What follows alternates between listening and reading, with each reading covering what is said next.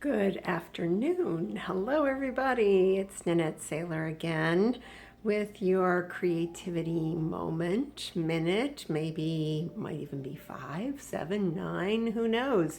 I kind of start with an idea here and then and follow the lead. Let it take me where it wants to go. So I've mentioned to you a couple of times, I think, the possibility of this idea that when you're a creative thinker, right brainer, some of you may have heard yourself called, that I don't know, you've probably seen that meme on Facebook about the spaghetti brain of the creative thinkers and then the ones for the logical minds where everything goes exactly in the right order. Well, some of you, I'm sure, often feel like you're spinning around in circles and there is no straight way on the highway, right? Everything goes around and around. So the practice, the morning ritual practice that I talked about, it might seem to some of you, we've been a couple days into this, and it might seem to some of you that, when's she going to start drawing or painting or talking about singing and dancing, things like that. And it might seem to some of you that this isn't even relative to the conversation of creativity. And I wanted to circle back to that idea and just help frame it for you that one of the things that is really important when you are nurturing your creative self, allowing that part of yourself to come forward, is that part of why we don't allow it so frequently is that we're afraid of the spaghetti brain, right? We've been trained that that's not okay. And it's not that the spaghetti brain's not okay, it's just that we've not learned to harness that energy effectively. And we don't have practices and rituals, as I call them, or routines that help us.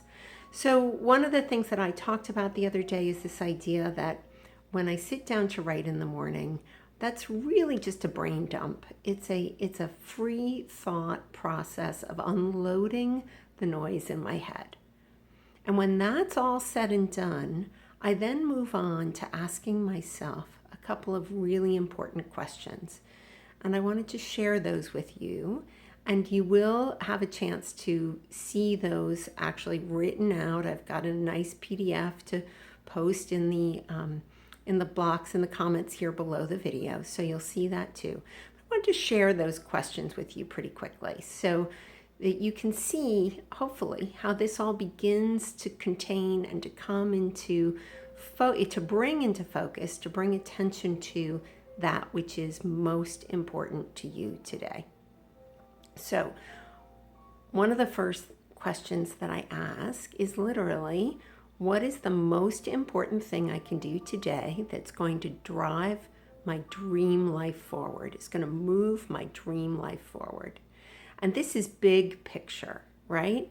And it is, for today, the most important thing. And I always like to remind everyone, there aren't 20 most important things. There aren't even 10 most important things. There can be only one, for today, most important thing. So I want to encourage you to think about that. What's the most important thing you can do today to move your dream life forward? Then I move on. What's the most important thing I can do to move my business forward today? Again, one most important thing, not 20, not 10. This is not a to-do list. This practice is intended to gel that down, make it simple, make it doable, make it focused, make it laser guided. That's really what we're after here. Channeling the creative energy into something very specific.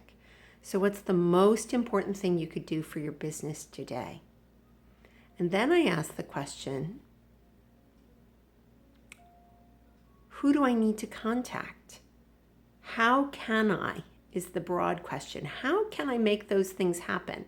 And almost always those things happen as the result of connection. So I have 3 spaces. Who do I need to contact?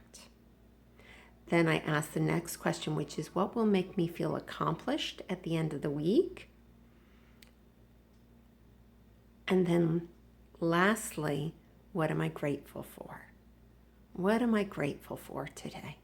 that helps frame my state of being, helps me stay in this place of being really, really thankful for all that I have, all that I am, all that I offer to my clients, all that I bring to the world, all that I share, and just simply being, as Mandy said in her video today, just simply being who it is that I am intended to be. So I thought before I close, I want to show you, if I can do this in the video, I want to show you a poster that I created for myself, and you'll have this outline in a download too. And I do literally use I designed it for regular little Post-it notes so that I can add them, and I have this visual reminder of what it is that I'm intended to do today, what my clear focus is. So let me see if I can show that to you. Let's see. So it begins at the top with my word of the year, and I'll come back and talk about that later too. But here you can see the questions. What's the most important thing I can do in my life? What's the most important thing I can do in my business? Then how can I? Who am I going to contact? And in this case, I have 3 groups of people I'm working with right now that I'm contacting, going through those methodically. Sometimes I put a particular person's information there if I have that to be focused on.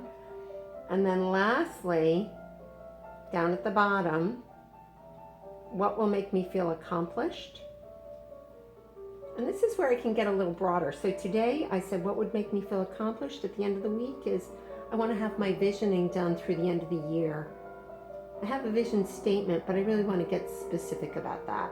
And I want to do that by the end of this week because we're halfway through the year. Okay, so my video timed out. Not sure what's up with that. And so I'm going to have to play with connecting this. But here is my poster for you to see with a little reflection from the light on it. Here's the poster. And then down here at the bottom, we have what will make me feel accomplished. That's this one. And then what am I grateful for? So that's the poster. And as I said, I will have in the comments below, I'll have a link where you can get that information if you're interested.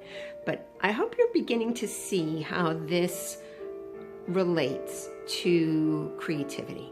When we allow and open up to our creative energy, then that sometimes creates a little overwhelm and a little bit of chaos and a little bit of crazy, right? And that's what we're afraid of. That's why we don't. That's why many of us for many years worked really hard to keep our logical brains as the ones in charge.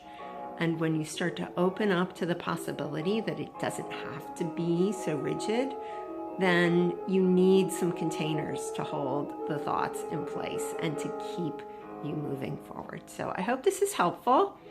It's Nanette, your creativity mentor, continuing on this journey with our video challenge. And please, anything you'd like to hear about, if you would, mention those in the comments, because I'm taking inspiration from the conversation that's going on here each and every day, and I enjoy that process very much. So let me know how these tips and tools are helping you, and if they're not, let me know if there's something else you'd like to hear about.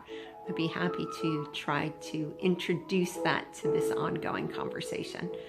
So enjoy the rest of the day, and until we meet again.